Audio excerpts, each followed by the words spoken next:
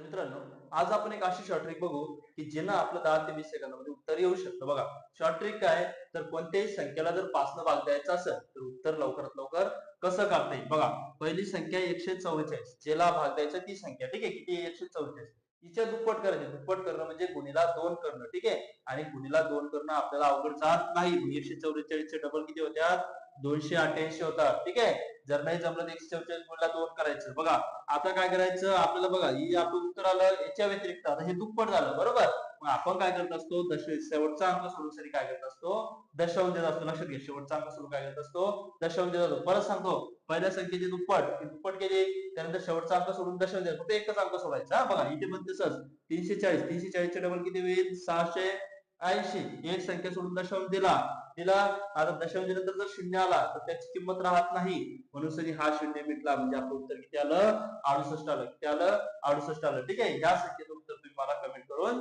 सांगायचंय.